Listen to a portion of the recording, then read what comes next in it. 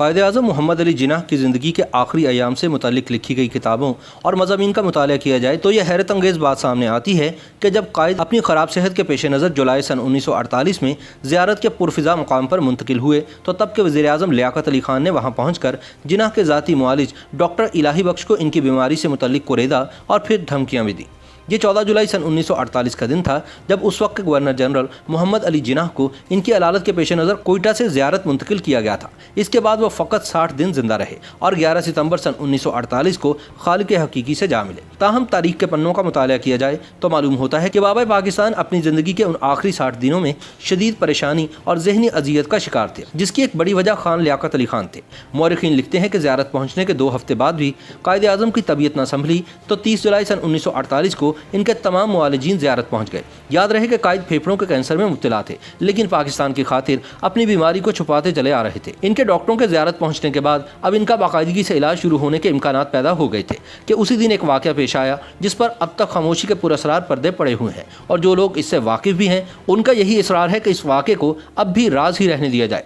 ये वाक़या सबसे पहले मोहतरमा फ़ातिमा जिन्नाह ने अपनी किताब माय ब्रदर में कलमबंद किया था। उन्होंने ये किताब जी एलाना की मदद से तहरीर की थी। इनकी वफ़ात के बाद इसका मसवदा इन कागजात में दस्तयाब हुआ जो अब इस्लामाबाद के कौमी इदारा बराए तहफ़्फ़ुज़ दस्तावेज़ात पाकिस्तान यानी नेशनल आर्काइव्स में महफूज हैं। इस मसवदे को सन 1987 में कायद-ए-आज़म अकेडमी कराची ने किताबी शक्ल में शाया किया था, मगर इस किताब में से उन पैराग्राफ्स को हज़फ कर दिया गया था जो मोहतरमा ने 30 जुलाई सन 1948 को पेश आने वाले एक वाक़े के हवाले से तहरीर किए थे। मोहतरमा ने अपनी इस किताब में लिखा कि जुलाई के अवाखिर में एक रोज़ वज़ीर-ए-आज़म लियाक़त अली ख़ान और चौधरी मोहम्मद अली बगैर किसी पेश की इत्तला के अचानक ज़ियारत पहुँच गए। वज़ीर-ए-आज़म लियाक़त अली ख़ान ने डॉक्टर इलाही बख्श से पूछा कि जिन्नाह के मर्ज़ के बारे में उनकी तशख़ीस क्या है। डॉक्टर ने कहा कि उन्हें फ़ातिमा जिन्नाह ने ज़ियारत बुलाया है और वो अपने मरीज़ के बारे में सिर्फ उन्हीं को कुछ बता सकते हैं। वज़ीर-ए-आज़म ने इसरार किया कि वो बतौर वज़ीर-ए-आज़म गवर्नर जनरल की सेहत के बारे में फ़िक्रमंद हैं, लेकिन तब भी डॉक्टर इलाही बख्श का मौक़िफ़ यही रहा कि वह अपने मरीज़ की इजाज़त के बगैर किसी को कुछ भी नहीं बता सकते।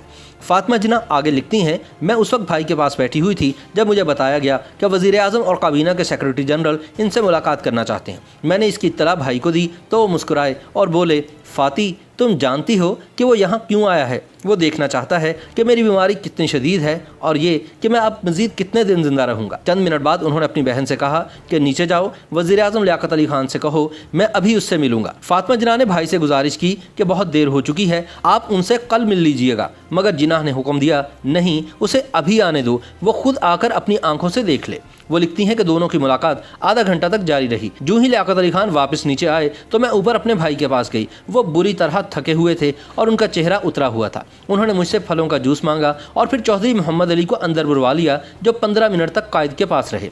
फिर जब वो दोबारा तन्हा हुए तो मैं अंदर उनके पास गई। मैंने पूछा कि क्या वो जूस या कॉफ़ी लेना पसंद करेंगे, मगर उन्होंने कोई जवाब नहीं दिया। वो किसी गहरी सोच में महव थे।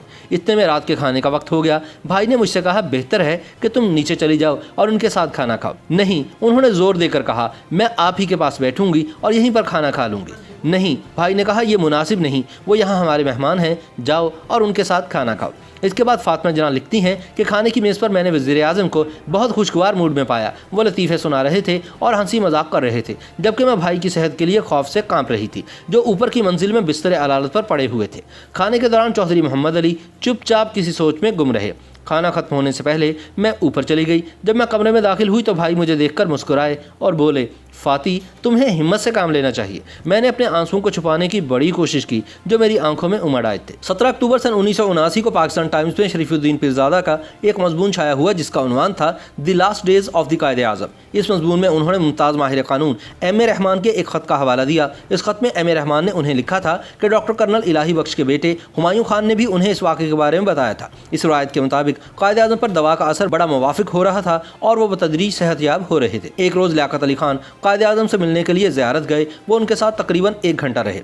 इसी दौरान दवा खिलाने का वक्त आया, लेकिन मेरे वालिद अंदर जाकर कायद-ए-आज़म का दवा नहीं दे सकते थे क्योंकि अंदर जो मुलाकात हो रही थी वो बेहद खुफिया थी। चुनाचे वो बाहर इंतज़ार करते रहे ताकि मुलाकात ख़त्म होते ही वो कायद-ए-आज़म को दवा खिला सकें। जब लियाकत अली खान कमरे से बाहर निकले तो मेरे वालिद फ़ौरन कमरे में दाखिल हुए और कायद आज़म को दवा खिलाना चाहिए। उन्होंने देखा कि कायद आज़म पर सख्त इज़्तिराबी अफसरदगी तारी है और उन्होंने दवा खाने से इनकार कर दिया और कहा कि अब मैं मज़ीद ज़िंदा नहीं रहना चाहता। इसके बाद वालिद साहब की भरपूर कोशिश और इसरार के बावजूद कायद आज़म ने अपने डॉक्टर के साथ ताउन करने से इनकार कर दिया।